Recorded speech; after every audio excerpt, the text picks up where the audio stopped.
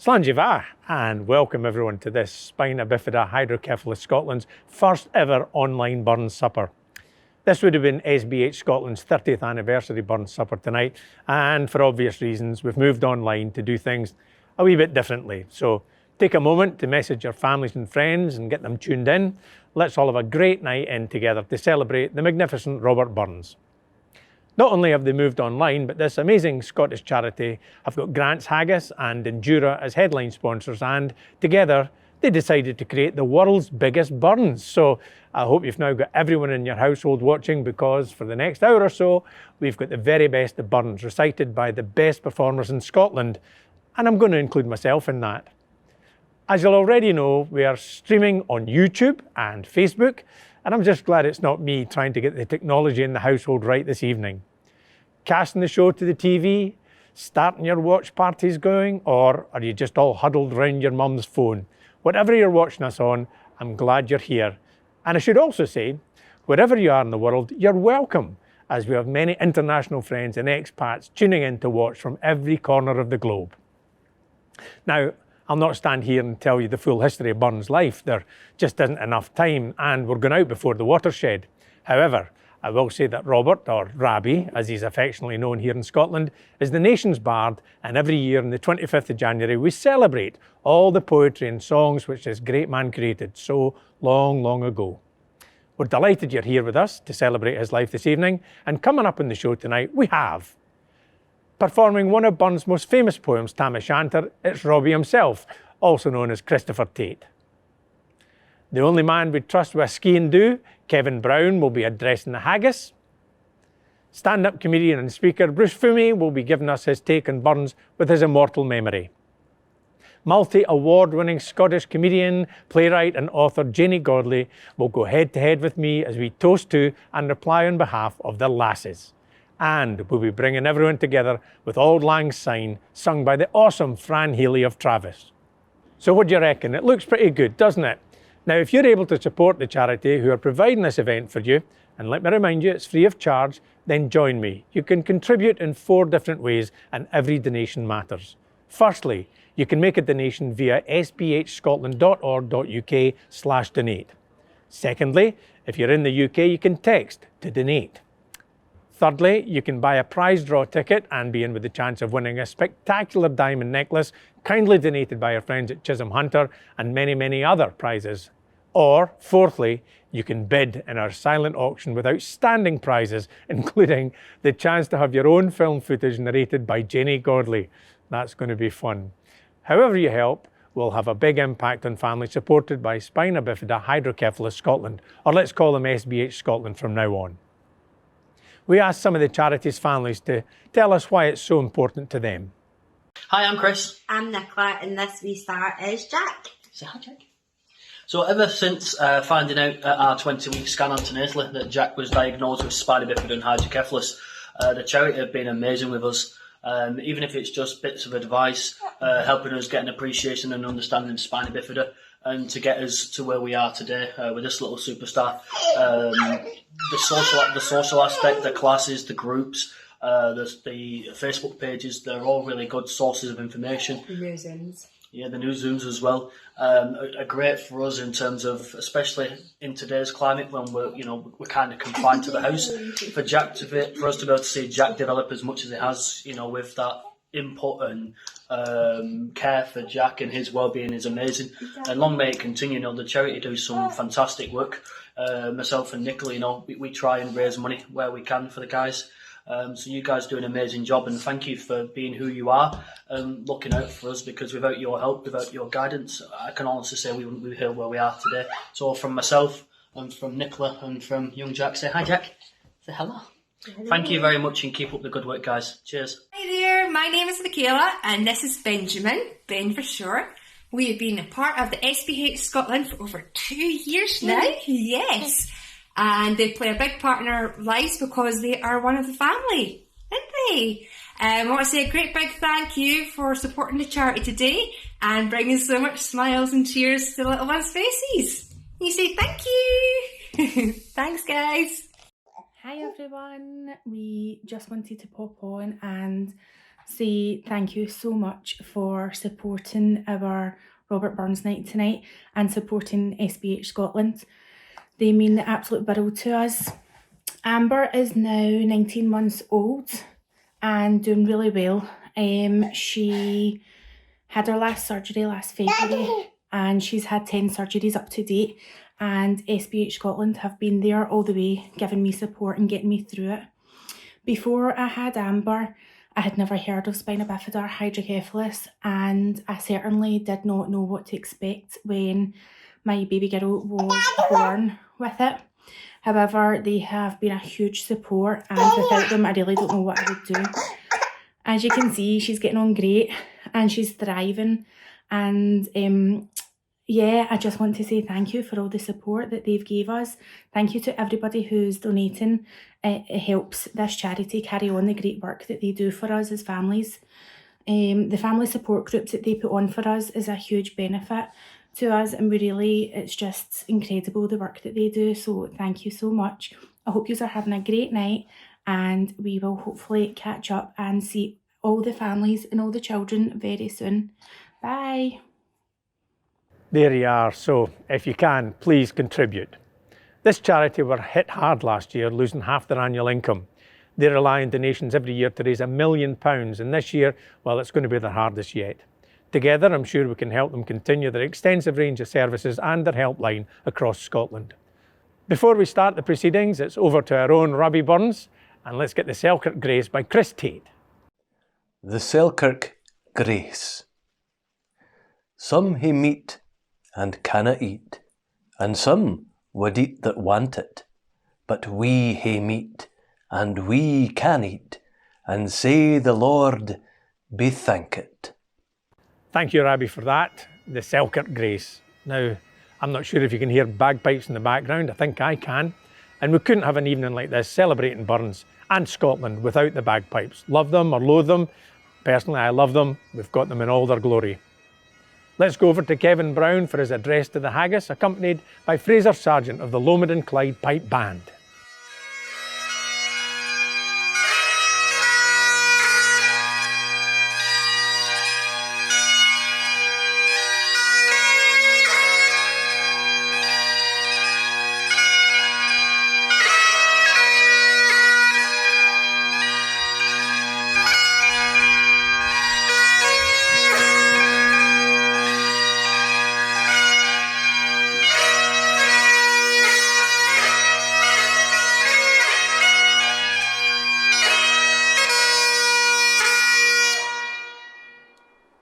Address to the haggis.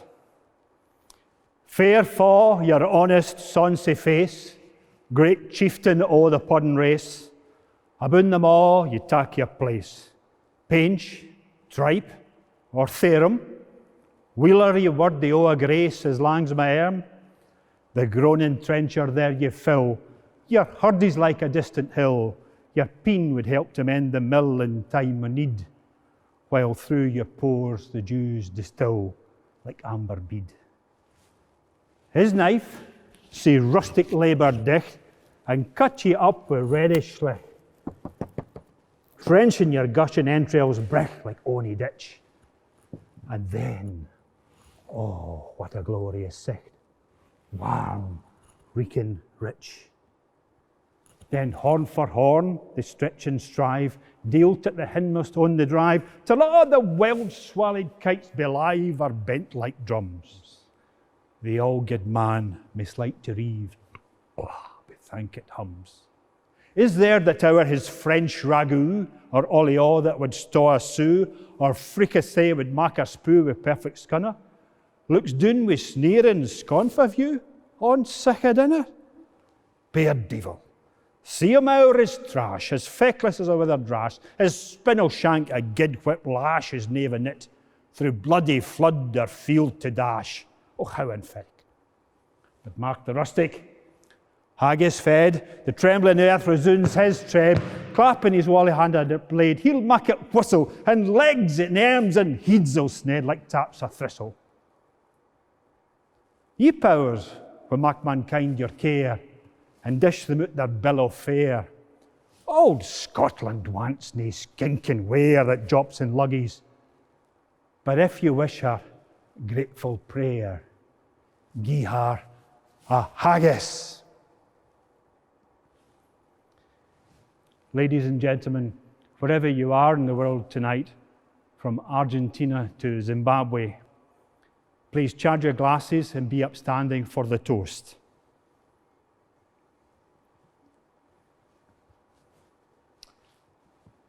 The haggis.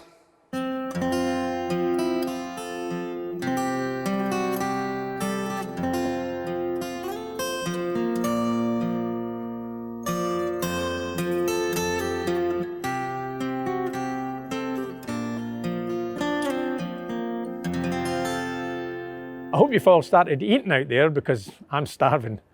Whether you've got your Grant's haggis or a vegan alternative, there's simply nothing better than haggis, neeps and tatties, and I'm sure our next guest would agree. I actually caught the haggis Kevin just addressed myself. He brings the magic of Robert Burns to life. It's the world's leading Robert Burns performer, Christopher Tait. So without further ado, sit back, relax, eat and enjoy the epic tale of Tam O'Shanter, read by the great man himself.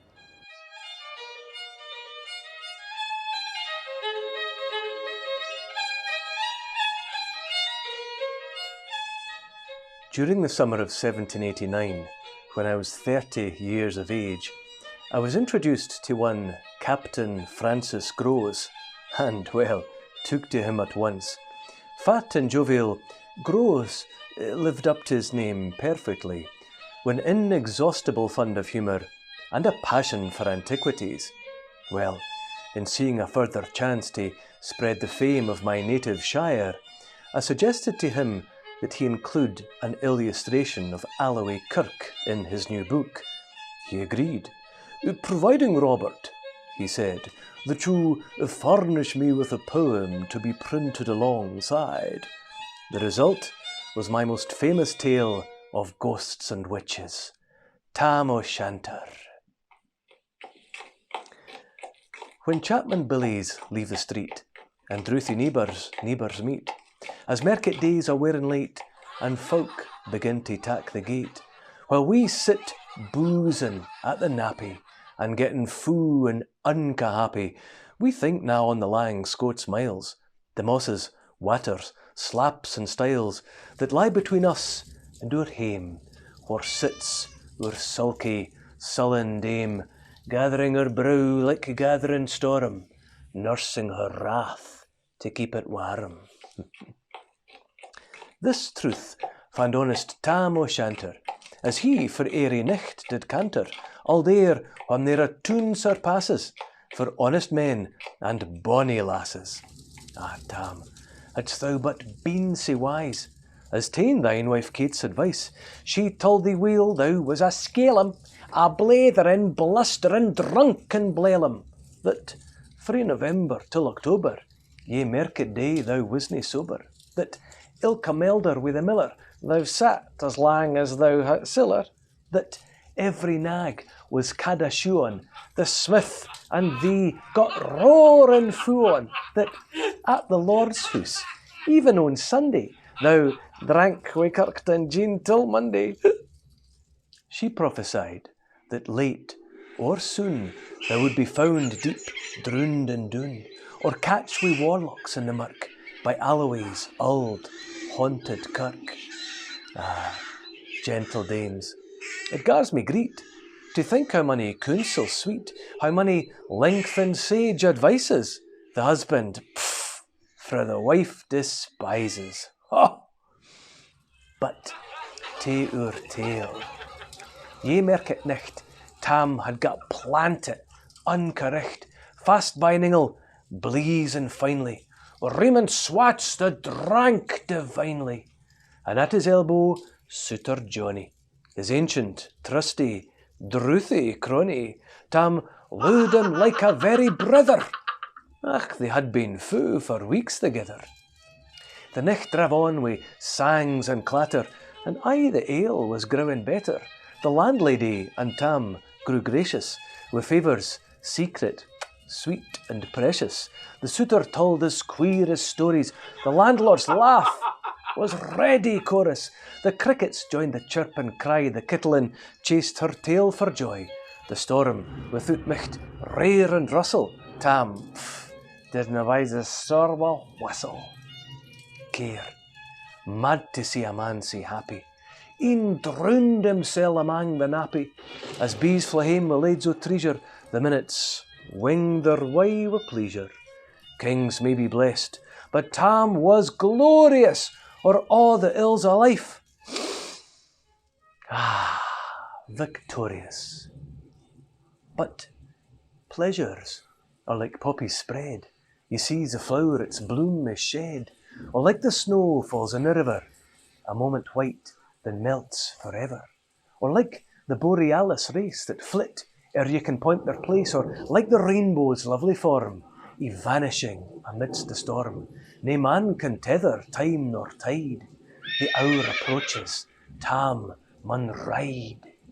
That hour, o' nicht's black arch the keisty knit, dreary hour he mounts his beastin', and sick a night he taks a rodin, as ne'er pair sinner was abroadin'. The wind blew as 'twad blown its last, the rattling showers rose on the blast, the speedy gleams the darkness swallowed, loud, deep and lang the thunder bellowed. That nicht a child might understand, the deil had business on his hands. Oh, oh, oh. Will mounted on his grey mare Meg, a better never lifted leg, Tam skelpit on through dub and mire, despising wind and rain and fire, whilst hadden fast his good blue bonnet, whilst wearing ours and old Scots on it, whiles glowering round with prudent cares, lest bogles catch him unawares. Kirkalloway was drawn nigh, where ghasts and hoolits snichtly cry.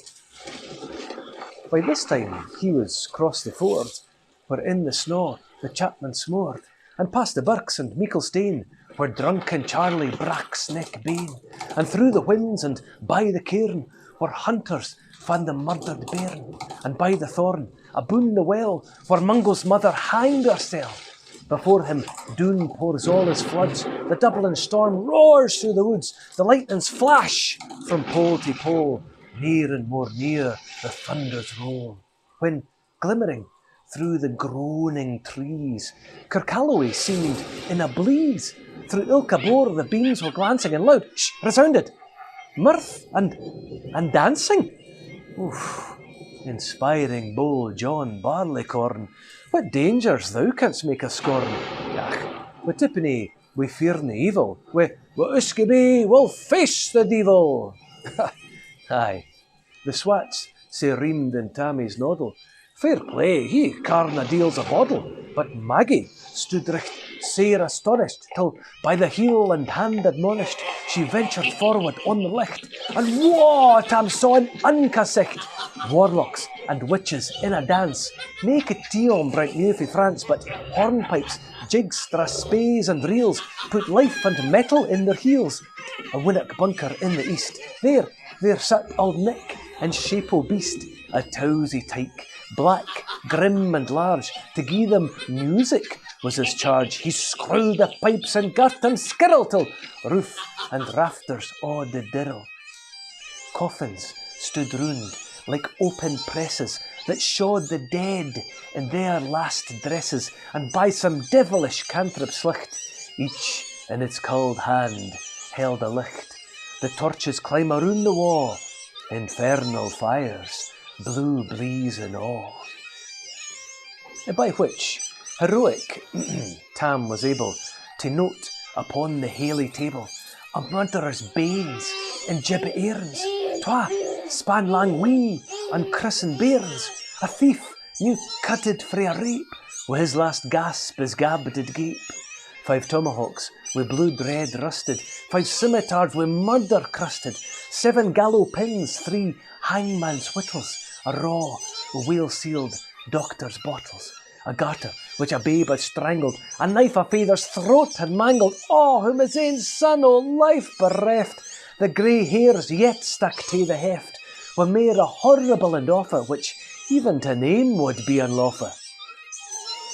3 lawyers' tongues turned inside out, wi' lies, seamed like a beggar's clute. 3 priest hearts, rotten black as muck, lay stinking, vile in every nook. As Tammy glowered, amazed and curious, the mirth and fun grew fast and furious. The piper loud and louder blew, the dancers quick and quicker flew. They reeled, they set, they crossed, they click it, till ilka carlin swat and reek it, and coosed her daddies tae the wark, and link it at it in her sark. Now Tam, oh Tam, had they been queens, all plump and strappin' in their teens, their sarks, instead o' creasy flannin, been snow white 1700 linen. Oh, their breeks o' mine. My only pair, that, well, yince were plush a good brown hair, I wad ha gi'en them off my hardies for a blink o' yon bonny birdies. But withered beldams, auld and drool, rugwoody hags would Spina foal, limpin' and flingin' on a crummock. I wonder, didna turn thy stomach. But Tam kent whit was whit through brolly. There was a winsome wench and Wally. That night enlisted to the core, lang after Kent on Carrick shore. For mony a beast to dead she shot, and perished mony a bonny boat, and shook baith meikle corn and beer, and held the countryside in fear. Her kitty sark, o Paisley Harn, that while a lassie she had worn, in longitude, though sorely scanty, 'twas her best, and she was vaunty. Ho! Ah, little Kent, her reverent granny, that sark she bought for her wee nanny, wi' 2 Scots, 'twas a' riches, would ever graced a dance o' witches. Ah, but hear my moos, her wing maun cower, sic flights are far beyond her power, to sing how Nanny lap and flang, a supple jade she was and strang, and how Tam stood like ane bewitched, and thought his very een enriched. Even Satan glowered and fidged fu fain, and hotched and blew wi' micht amain, till first he kept aside another, Tammy tint his reason altogether, and roars out, "Well done, Cuddy Sark!" And in an instant, all was dark. And little had he Maggie rallied when out the hellish legion sallied, as bees bazoot wi' angry fight when plundering herds a sailor bike, as open pussy's mortal foes when pop she starts before their nose, as eager runs a market crowd when "Catch the thief!" resounds aloud. So Maggie runs, the witches follow, with money elders screech and hollow. A tam, they'll get thy farin, and hell will roast you like a herring, and vain thy Kate a witch thy coming, Kate soon will be a woeful woman. Now, day thy speedy utmost meg, and win the keys to know the brig, there at them thou thy tail may toss, a running stream they darena cross. But ere the keystane she could make, the faint a tail she had to shake, for Nanny, far before the rest, hard upon noble Maggie pressed, and flew at Tam with furious ettle. But little wist she Maggie's mettle, a spring brought off her master hail, but left behind her ain grey tail. The carlin caught her by the rump, and left poor Maggie scarce a stump. Now, wha this tale, o truth shall read, ilk man and mother's son tak heed, whene'er to drink ye are inclined, or cutty sarks run in your mind.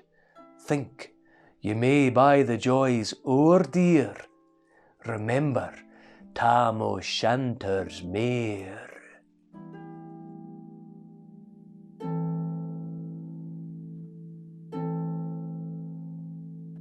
Remember, if you've enjoyed what you've seen so far this evening, vital Scottish charity SBH Scotland would be very grateful for any contribution you may be able to make through donations, prize draw or the silent auction. Help SBH Scotland support families during this most isolating of times and long into the future.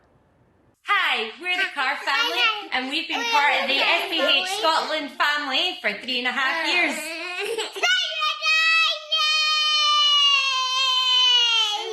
Hi everyone, my name's Samantha and this is Sky.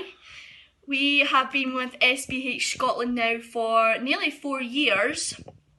SBH Scotland mean a lot to us because it means you aren't alone. There's always someone there to talk to, someone there that's been through what you're going through, for advice, just a general chat as well. Yeah, it just means you're not alone, which is the biggest thing for us. Evening, everybody. I hope you're having a lovely evening so far. It's quite strange talking to people without a mask, and especially even stranger putting mascara on for the first time in about a year. Claire asked me if I could spend a minute or two telling you what the spina bifida means to us. And to be honest, there's too many stories I could tell, and I just felt I would pick one out that is still prominent to this day in my mind, and it wasn't that long ago. It was a winter's evening, sort of 3-4 o'clock, sitting in Southern General with my daughter Megan in a room. Megan was very sick. She had an infection in her brain and her shunt. And a staff member came by, as they always did, once or twice a week, just checking in, seeing if there was anything they could do, any support they could give. And as the evening went on, they realised that I was reading a book by the power of phone, using my torch on my phone to be able to read a book at night. Megan, unfortunately, could not tolerate any light or noise, and so the only option I had to be able to read or do anything that passed hours away was use my phone to light my book up to read. I had a really nice visit, a really good chat. Staff member left and I carried on with my evening much the same. The next day in the afternoon, the door opens and the member of staff of Spina Bifida out with their usual call, it was a weekend, arrived with a gift, a simple gift, and it was a little torch that clipped onto your book that allowed you to read at night. Now this was out with the usual hours, but what touched me was the fact that that person had gone home that night, and out with, you know, what their daily job entails, they've clearly thought, how can I go home and make life a little bit easier for Kirsty? And to this day, I still have that little torch. Unfortunately, it's gone. It's had its last legs. And the power of iPad came around, and I was able to, unfortunately, buy myself something. And it's moments like that that you realise you're not alone. The smallest and simplest of gestures changed my life. And for the next month or two that Megan spent in hospital, and was still unable to tolerate light, I was at least able to read my books and have some respite and some escapism in them. And I thank yous for that, guys. Hi, my name's Jeanette and this is my daughter Lucy. Hi. We've been part of the family group with Spina Bifida Hydrocephalus Scotland for about 12 and a half years now. Going to the group for me has been all about sort of meeting other parents who are going through similar situations and can really understand and appreciate the issues that you're going through related to the conditions. I think for Lucy, going to the groups has been about trying out different activities that she might not have tried before and meeting new friends. And what has been your favourite part of the groups, Lucy? Eat cupcakes as well. Eating cupcakes? Yeah. Okay. Yeah, let's try that. Without the support of Spina Bifida Hydrocephalus Scotland, I feel that things could have been quite different and we could have been quite isolated. Oh, yeah. So we're very grateful for all the support and the opportunities that we've been given by being part of the groups. £20 can help towards reducing social isolation and making friendships through a support or social group for children, young people or adults. £50 can help towards regular one-to-one play and sensory sessions to aid development in babies and toddlers. £200 could help towards a month of intensive support of a family with a new baby. Thank you so much to all of SBH Scotland's families who have been sharing their stories. Now, on with Burns, and here to give us his unique tribute to Rabi is a great speaker, a fine comedian. It's Bruce Fummey with his immortal memory. Good afternoon, good evening, good morning, whenever you're watching. I'm Bruce Fummey.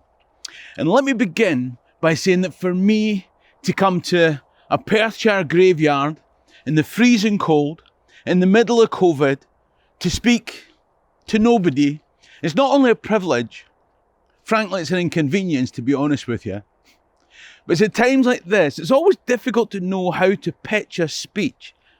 And I'd like to talk about a crossroads in the life of Robert Burns. It was the crossroads that Burns faced the first time he entered Edinburgh.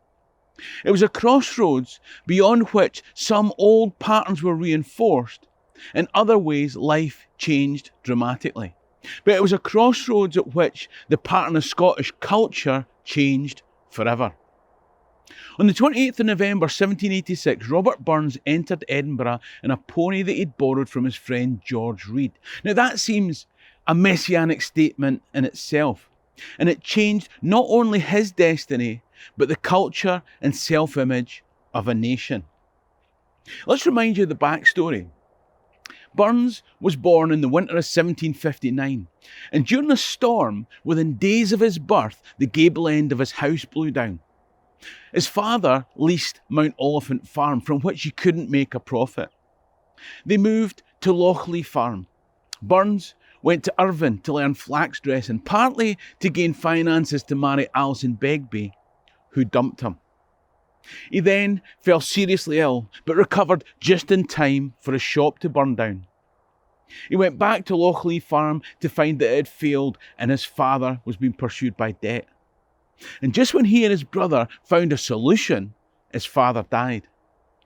They moved to Mossgiel, and then after siring a bastard child, arranged a marriage to Jean Armour, a marriage which her father rejected on the grounds that this rampant rhymer would amount to nothing. He must feel pretty stupid now. Burns then fell in love again with Mary or Margaret Campbell, who also fell pregnant and then died of typhoid. Burns decided to put all this bad luck behind him by emigrating to the West Indies, but he missed the boat. So in November 1786, he arrived in Edinburgh with nothing in his hands but a ticket for a rollover lottery. Prospects seemed bleak. Now his life wasn't all bad luck. He had a father who believed in the value of education and a God who'd endowed him with a genius for communication and a vibrancy and zest for life that would have exhausted the child support agency.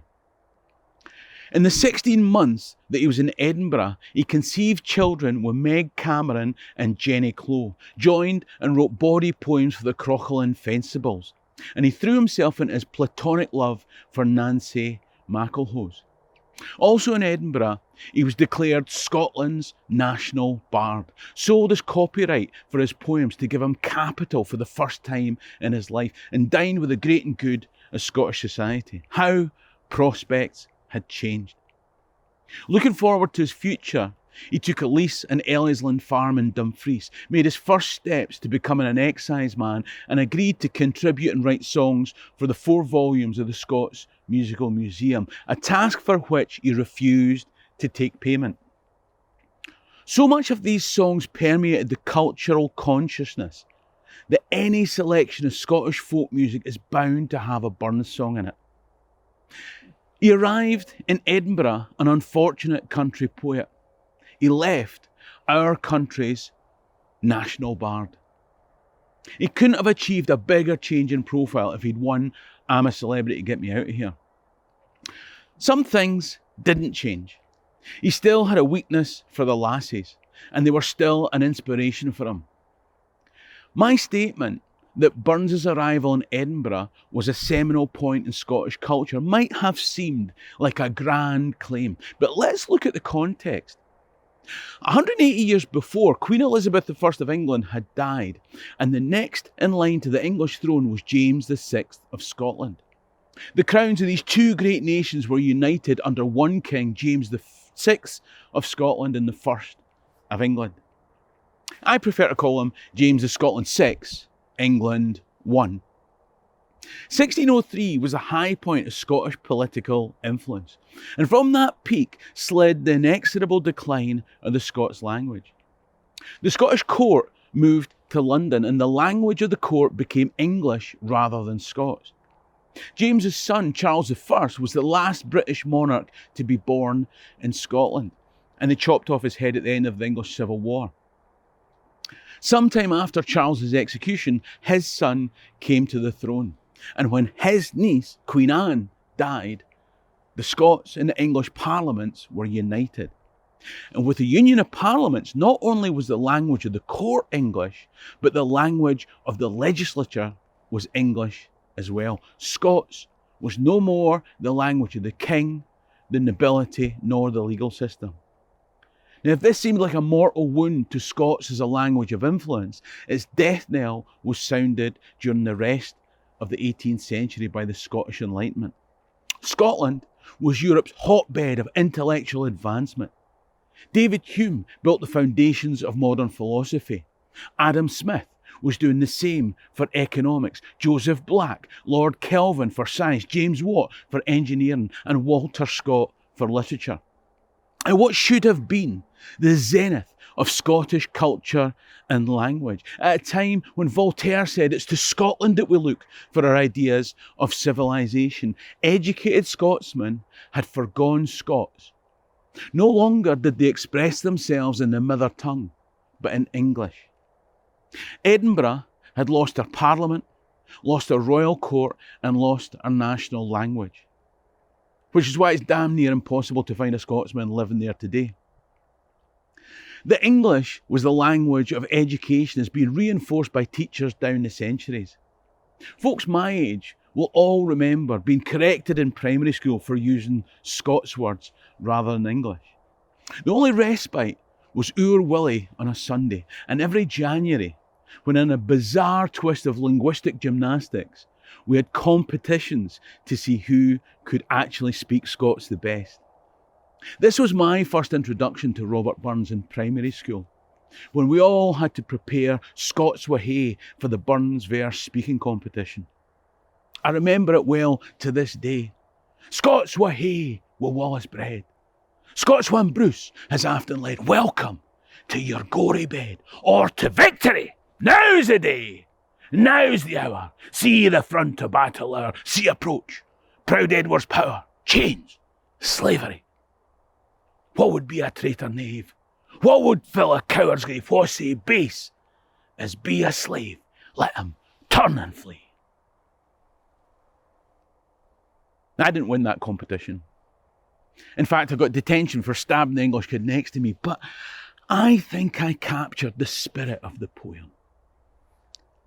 Of course, the reason that we have these competitions each January is that in the midst of the 18th century's enlightening but anglicising intellectual and philosophical explosion, at the time when Adam Smith, David Hume et al., with carelessness, alacrity and intellectual snobbery, laid to rest the Scots language, a peasant farmer from Ayrshire countryside rode into Edinburgh on a borrowed pony. Other than his lottery ticket, he had one possession of value, a book that he'd written called Poems, chiefly in the Scots dialect. Robert Burns has been the surest lifeline which has kept the Scots language alive. In storm-tossed seas, buffeted by national insecurity, political emasculation and the call of empire, Robert Burns is the reason why this week in our schools children of Celtic, Anglo-Saxon, Polish or Pakistani origin will learn Scots. Robert Burns is the reason that this week in countries all over the world Scots will be recited and spoken. He's the reason that as one year ends and another one starts, English-speaking people all over the world will greet a new year with a Scottish song. And many singers won't be aware of the origin of this song, but even now, in countries as diverse as Hong Kong and Argentina, there will be an expat Englishman who, having agreed to take on a task at a Burns supper, is desperately trying to learn Scots so that he can address the haggis or toast the lassies. Now, given the domination of the English language, it's ironic but gratifying to watch an Englishman pay homage to the Scots language.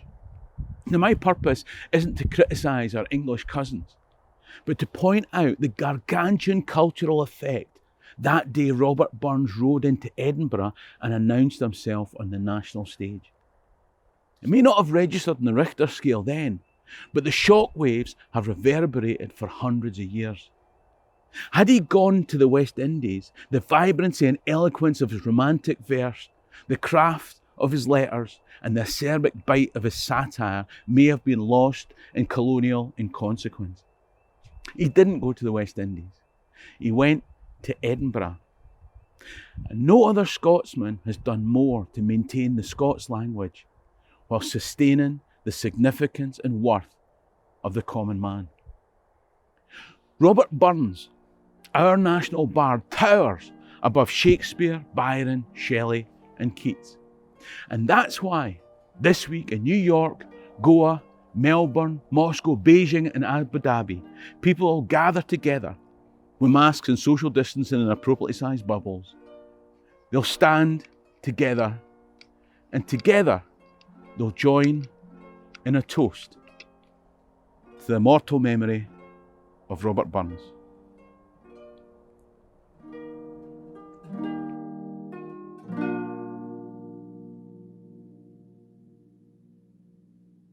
Good luck to everyone at SBH Scotland with their Burns supper tonight.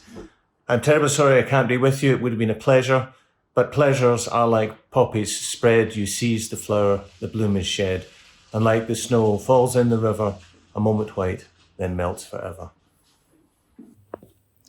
Hi there, it's Julie Wilson Nimmo here, and I just wanted to thank you so much for watching this online show tonight. It's absolutely fantastic, and it's great to still be celebrating Burns Night on, in these really hard times, and it's especially great to be celebrating with the SBH Scotland charity, who are so close to my heart, and I'm so proud to be associated with them. The work that they do is absolutely fantastic for the kids and for their families, and if you could donate tonight, it would be so well received and so appreciated. I hope you're enjoying your Burns night. I was actually scared of the haggis tonight, so I'm into the veggie haggis now. My real haggis eating days are really over. But I love Burns, and it's another gallus thing about being Scottish. So proud of Burns. So I hope you're enjoying your night, and just want to say thank you so much for supporting the charity. Thank you. Night. Hi, Jean Johansson here. Happy Burns Night. Boy, do we need an event to bring us all together, and this is just perfect.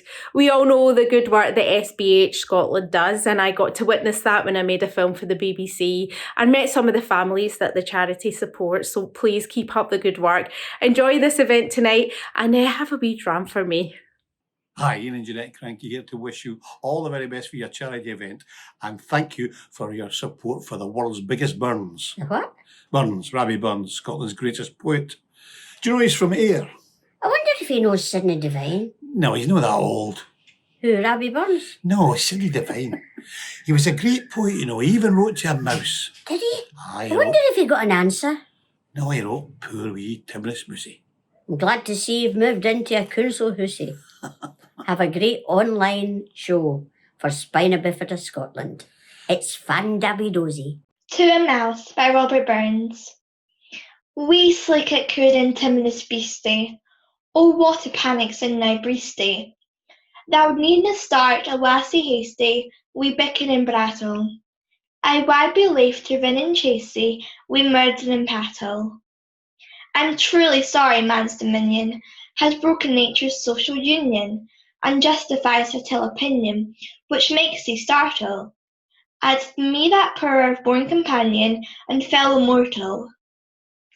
I doubt no whiles but thou may thieve. What then, poor beastie, thou mun live. A daemon icker in a frave, as a small request. I'll get a blessing with a leave, and never miss it. Thy wee bit hussy to in ruin, it's silly was the winds are strewing, on Nathan now to get a new een, O foggage green. On bleak December's winds and soon, bathe snell and keen.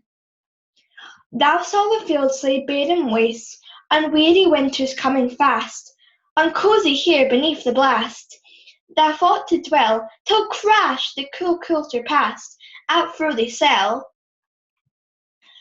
That wee bit heap o' leaves and stibble has cost thy money a weary nibble, but thou's turned out for thy trouble, but house or howled, till thou the winter's sleety dribble on Cranrock cowled.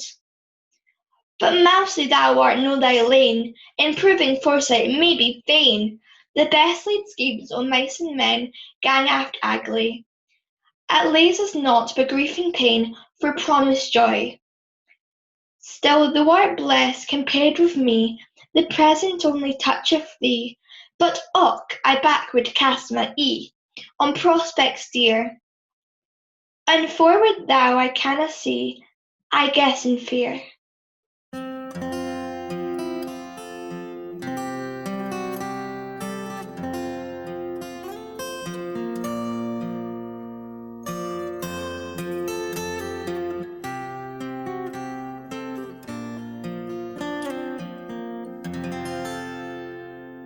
I mentioned catching the haggis earlier. That was a joke. I saw it when I was out on a run. That's another joke.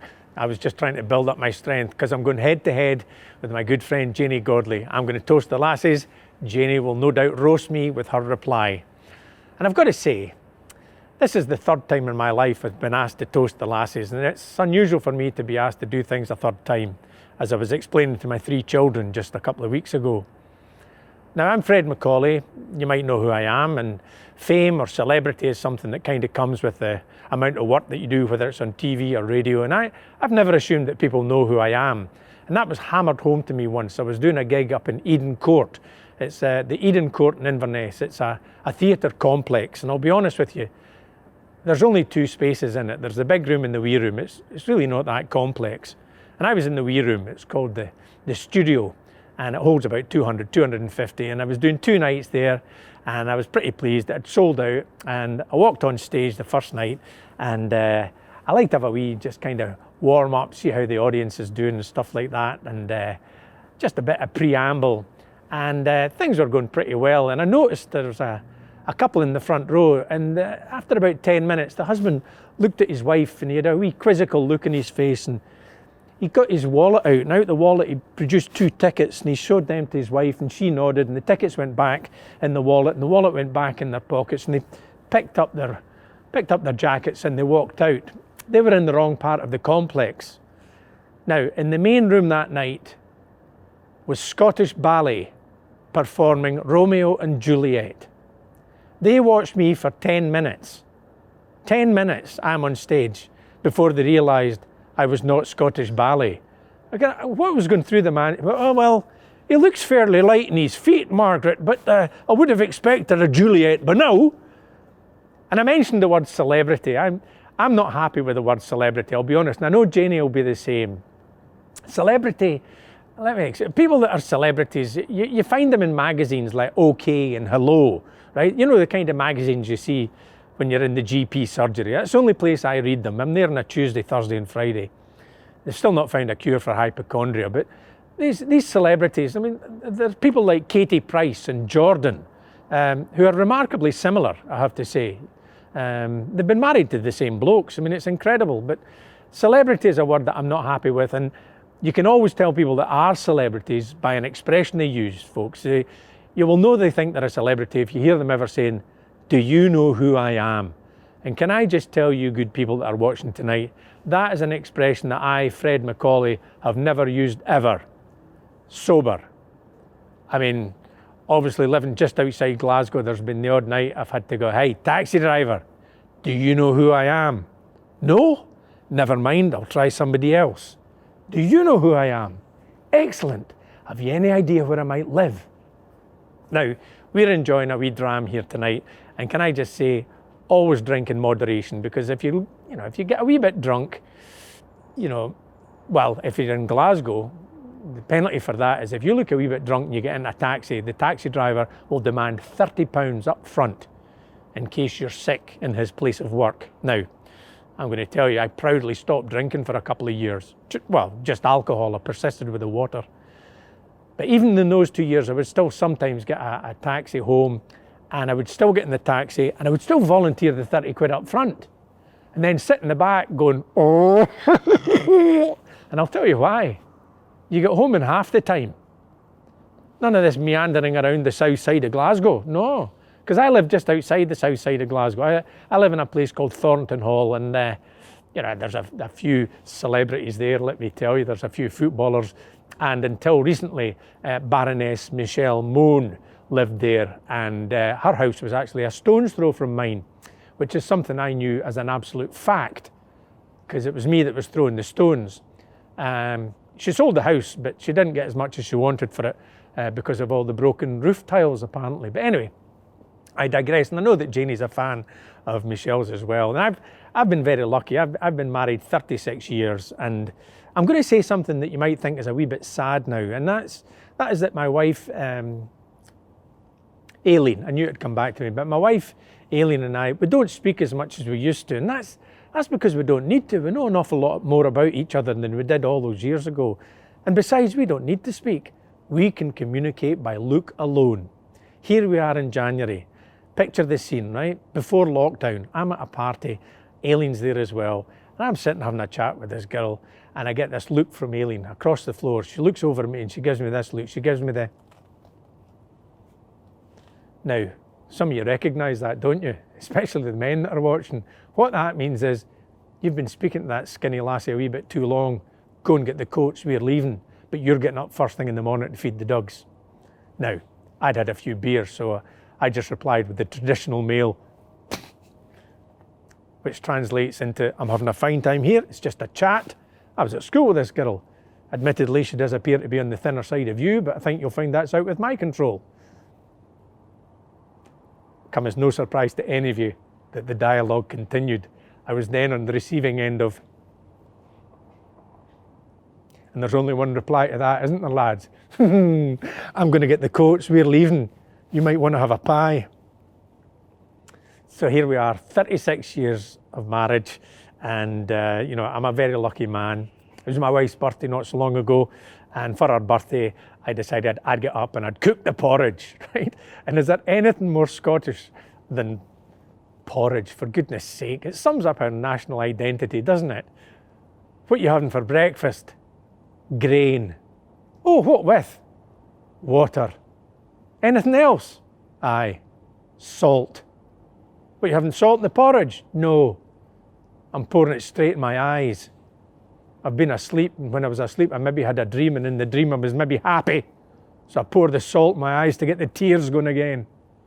So I said to Haley, look, I'll go down, I'll make the porridge. So I know there's kids watching, but I was standing making the porridge, and I thought, you know this? It's her birthday. I might just run upstairs and ravage my wife. And then I remembered I probably couldn't manage to do both. So I just ran up the stairs. Which brings me to Burns. Burns was a man that had a difficult relationship with women.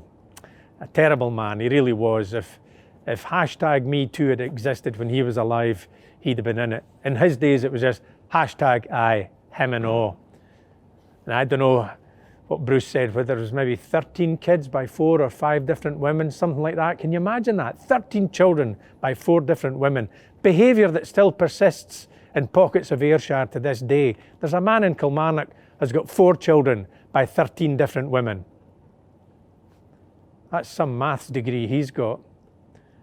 Married 36 years. The greatest thing about being together with my woman for 36 years is that we laugh together. It is vital that you keep laughing, and it's vital that you laugh together. My philosophy in comedy is, if it's getting laughs, you keep it in. It's not so good for sex. We will grow old together, my wife and I. And I know there's people out there the same age as me, and I know there are 2 different types of people in this world. There are people that get old and still go traditional holidays, and there's people that get old and they go cruising. My wife and I are not going to go cruising. Do you know why? It's because we still got something in our life together called hope.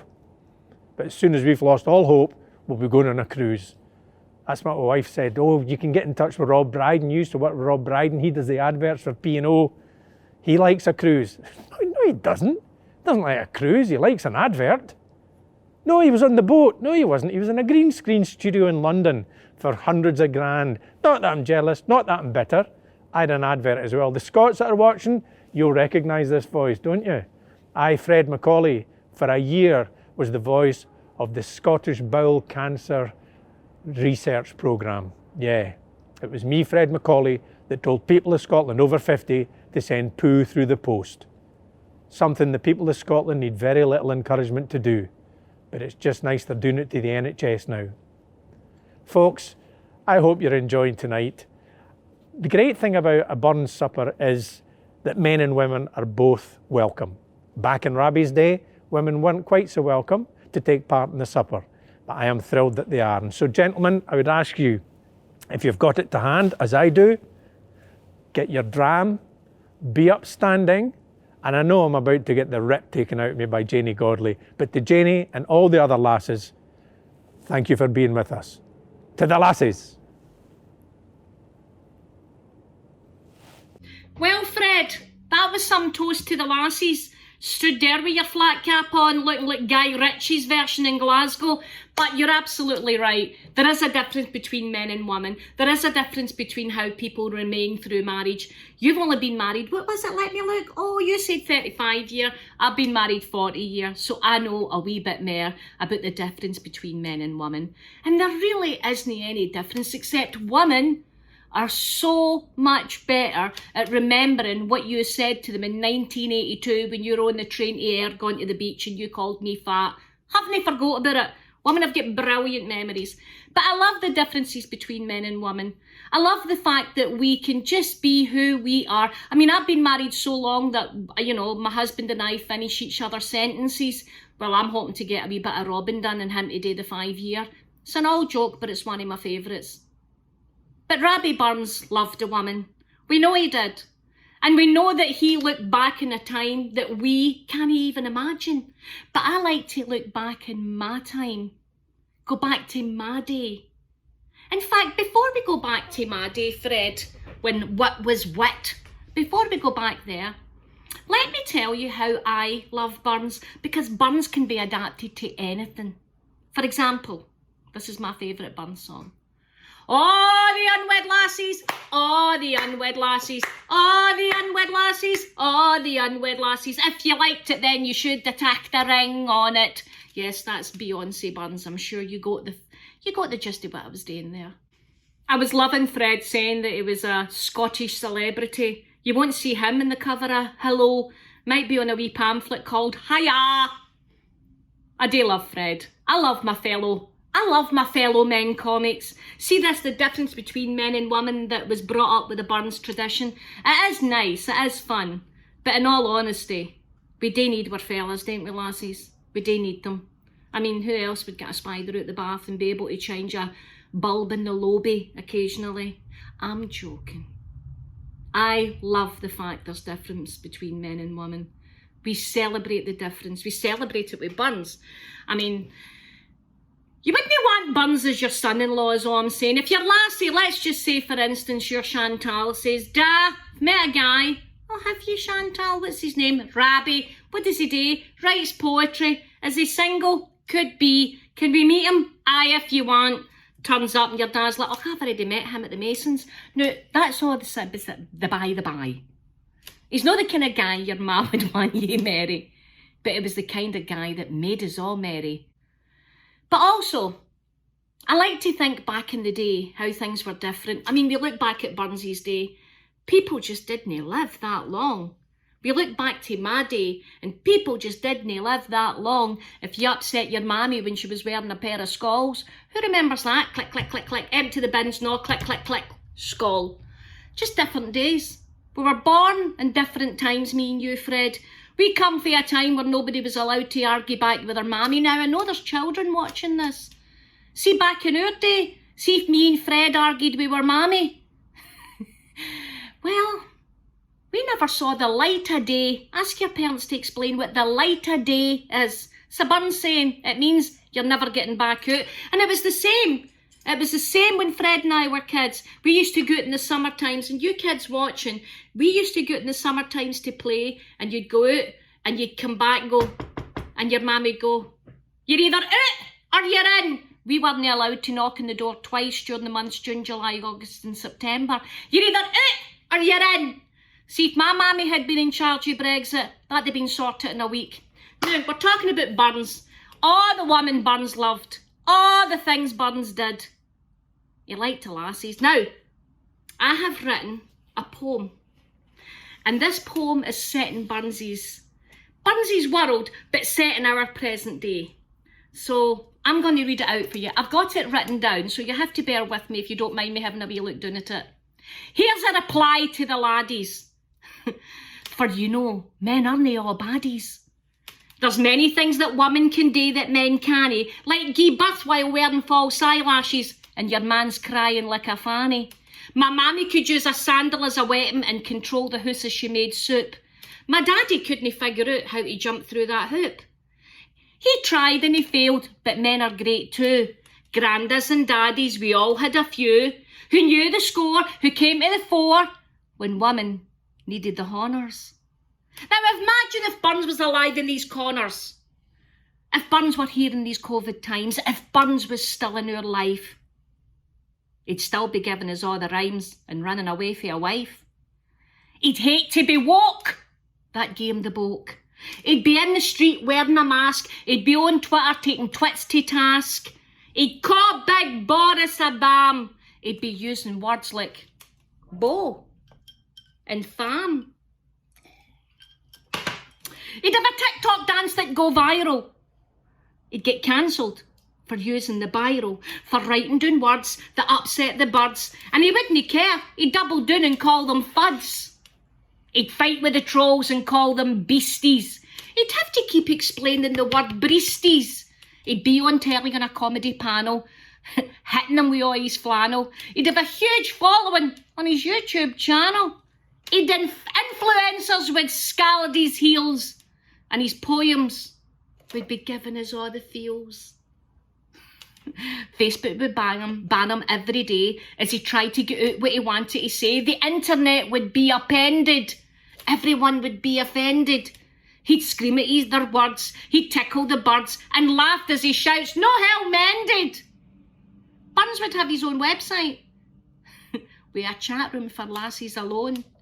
And the snowflakes would shout and scream no but doubt like a pompous wee dog with a bone. But he'd laugh in their face and he'd say, "I'm not for this place. I'm for a time when a rose was a rose. You hate me now and you call me a sow, but you'll need me when you want to propose." And he's right.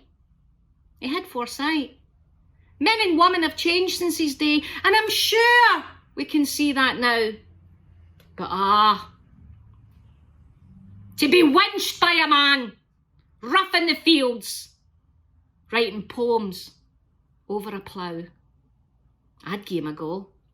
I've got another wee poem that I wrote because I've turned into a poet. If Burns was the man of the day, I'm sure he'd just want to say, "COVID is real, don't make me bail away and take your heed for a play." The people who won't wear a mask, he'd be first to take them to task. If you don't want a jag, put your head in a bag. In fact, you won't have to ask. If Rabbie could address Don Daft Trump, he'd say, "Your mod have the hump. A good Scots lass, you've upset the mass of the people who ran up your hump." If Rabbie could fix an election, he'd remind Trump to sort the infection. There's nobody'll vote if the virus they've got will organise by natural selection. So listen up and do what you can.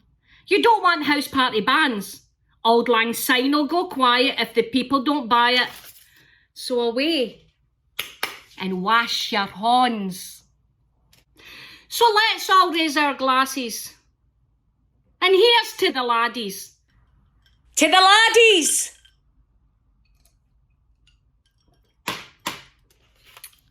I hope you enjoyed that.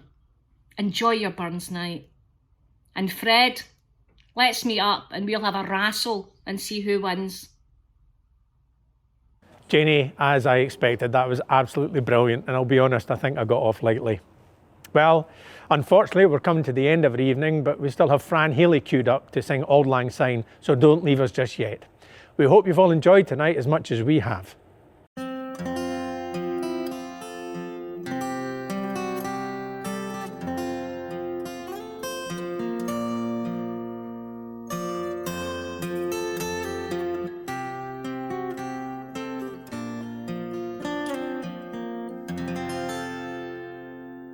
Robert Burns, our national bard, and rightly so.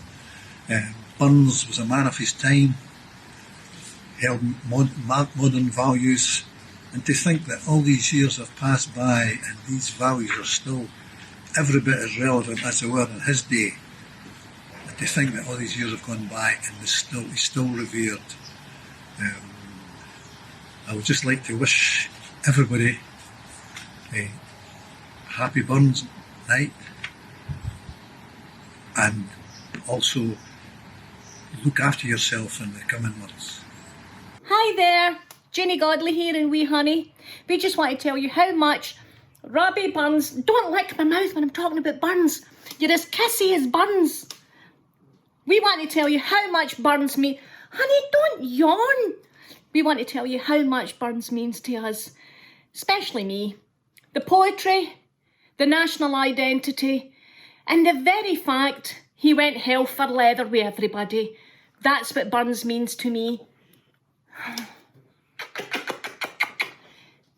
Honey isn't very sure. Hi there, this is Joe McFadden, and I just wanted to thank everyone for watching and supporting the brilliant charity SBH Scotland. Now I'm going to do a bit of Burns for you. Oh, my love is like a red, red rose that's newly sprung in June. Oh, my love is like a melody that's sweetly played in tune. As fair art thou, my bonny lass, so deep in love am I, and I will love thee still, my dear, till all the seas gang dry. Till all the seas gang dry, my dear, and the rocks melt with the sun, and I will love thee still, my dear, while the sands of life shall run. And fare thee weel, my only love, and fare thee weel a while, and I will come again, my love, though 'twere 10,000 miles. Happy Burns Night, everyone. Before we go, time for a very important reminder. This event has been held in order to share the magic of Burns and bring everyone together. It's also been held to raise vital funds for charity. So, one more ask from me. If you've enjoyed this evening and you're able to donate, even £1, please do so now. Or our prize draw and auction will remain open until the 29th of January. It's 2021 in case you're watching this in years to come. And the donation link always remains open at SBH Scotland, who always need your help. So please, after tonight, don't forget about them. Head online and find out how else you could get involved. A massive thank you for joining us this evening, and to everyone who has donated so far tonight. You're helping to make a big difference for the children, the young people, the adults and the families across Scotland. And a big thank you to another fantastic group of people. Tonight's show would not have been possible at all if it were not for our headline sponsors Endura and Grant's Haggis. Our supporting sponsors Event Scotland, Baby Grant Productions, Slaters, Make Believe Events, Cole AD, Nairnbrook and all our Red Rose sponsors. But we're not quite done yet. I've got one more trick up my sleeve. Whether you're watching on your own or with a family, tonight we're all one, together. So it's time to raise a glass. Again, let me get mine to Robbie Burns and to your good health and happiness in 2021. Now, let's unite in Auld Lang Syne, sung by the phenomenal Fran Healy. And keep an eye out. You might just see somebody you know at the end. Slange again. Hey everybody, it's Fran here. Happy Burns Night. I hope you're having a lovely evening, trying to fit haggis through the sides of your masks. I've got a lovely fire going here, and I had a bit of it backfired on me. It literally backfired on it. The wind, I was trying to fix it. The wind blew all the ashes all down my throat, so I'm a bit husky. Sound a bit like Bonnie Tyler, or as Dougie would call it, Tiny Boiler. So here's Auld Lang Syne as sung by Tiny Boiler.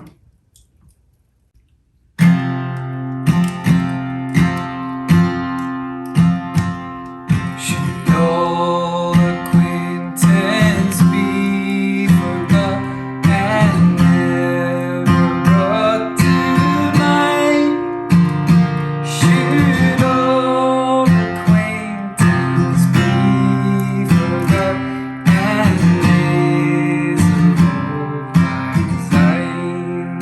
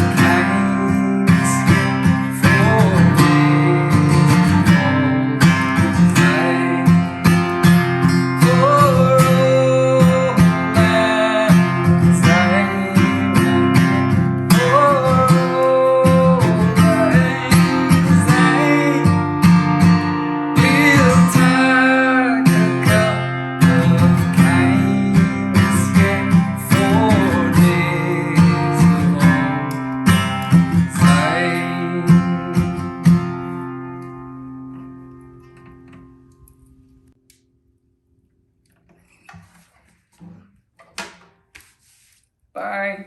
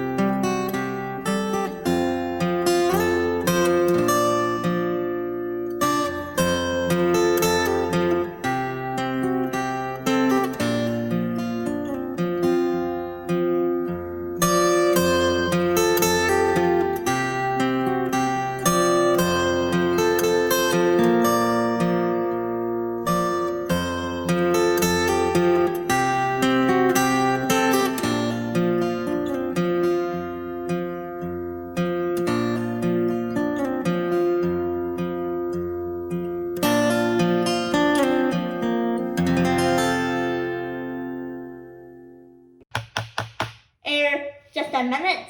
Did you really think you'd get away with a Burns night without me, Ella, SBH Scotland's Burns Supper Ambassador? Hi everyone, I'm Ella, and Spina Bifida, Hydrocephalus Scotland are very special to me and my family, having received their support since I was born. I'd like to say a very big thank you to everyone for watching and supporting my charity this evening. I also just wanted to say a special thank you to our dapper host this evening, Fred MacAulay, who braved a braw, brisk, moonless night in Glasgow to film for us. I'm sure you'll all agree he and all our acts this evening were amazing. If you liked him as much as I did, you'll be watching again and sharing with your friends and family. Let's make sure this really is the world's biggest and most watched Burns. Finally, I just wanted to say thank you to all of our sponsors for making the whole show possible. Without Grant Haggis, Hydrocephalus, Apparel and Chisholm Hunter, we wouldn't be sharing this show tonight. Thank you also to all our supporting and Red Rose sponsors and support from Events Scotland through Scotland's Events Recovery Fund. Enjoy the rest of your evening everyone and a very happy Burns night. Woohoo!